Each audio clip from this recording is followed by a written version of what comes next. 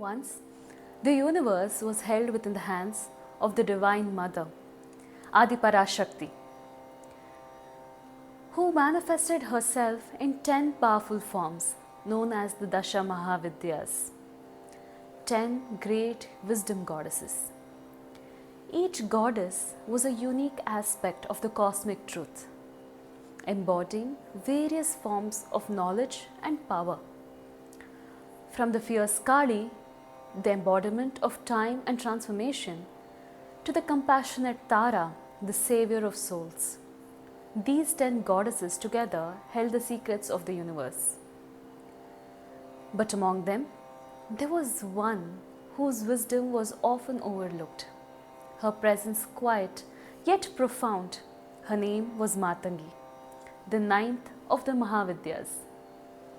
While others spoke of polished rituals and grand display of power, Matangi's wisdom was raw, untamed, and free, like the sound of an unplayed note waiting to be heard in its natural form.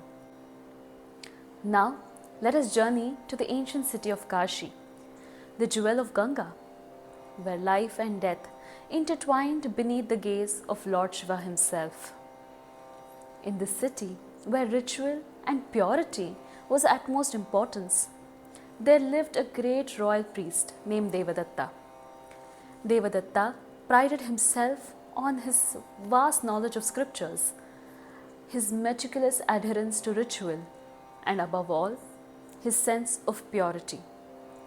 To him, there was no greater virtue than being ritually clean and socially superior. He looked down upon those who lived beyond the boundaries of society. Yet, in the same city, there lived a young girl named Matangi. She came from a family of people who were considered the lowest in the society, gatherers of leftovers and discarded scraps. Despite her lowly status, Matangi had a divine gift. She had a voice so enchanting that even the birds would pause mid-flight and listen to her. Her songs were not learned from sacred texts or great halls of kings. It came from earth, from rustle of the leaves, from rhythm of life itself. One day, the king of Kashi, a great lover of arts, declared a grand festival in honor of goddess Saraswati. Musicians, poets, scholars were invited from every corner of the kingdom. Devadatta, being the royal priest, was tasked to oversee this festival. He ensured that only the learned and ritually pure would perform in this festival. But as the festival approached, whispers began to spread across the city about Matangi, the girl with the voice of the gods. It was said that her music would calm the winds, that her songs were like the Ganga herself, flowing unbound. The king, intrigued by these stories, sent a royal invitation to Matangi, asking her to perform at the festival. When Devadatta heard of this, he was enraged.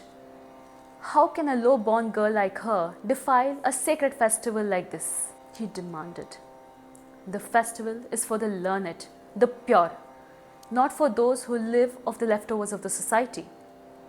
But the king, enchanted by the idea of her talent, overruled him. Let her sing, the king said, for true art and wisdom cannot be bound by birth or caste.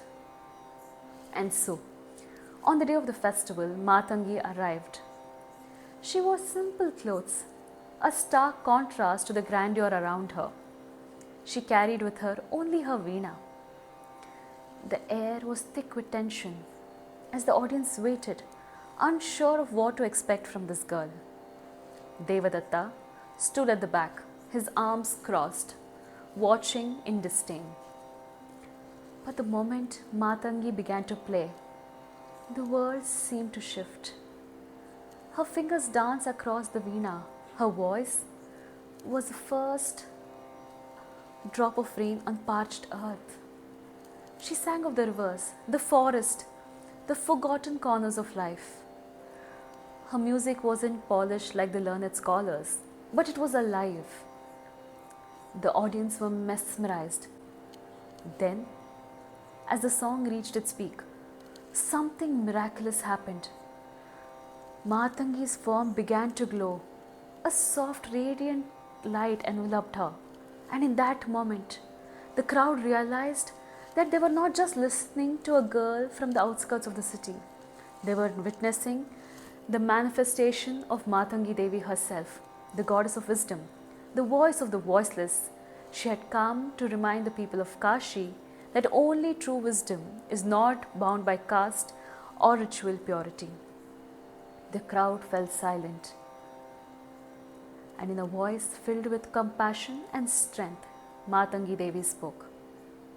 Wisdom flows like the river. It does not discriminate. To reject me is to reject the heart of creation itself. Even Devadatta, who had once scorned on her, was struck by the truth of her words. He fell to his knees before the goddess, humbled, seeking forgiveness.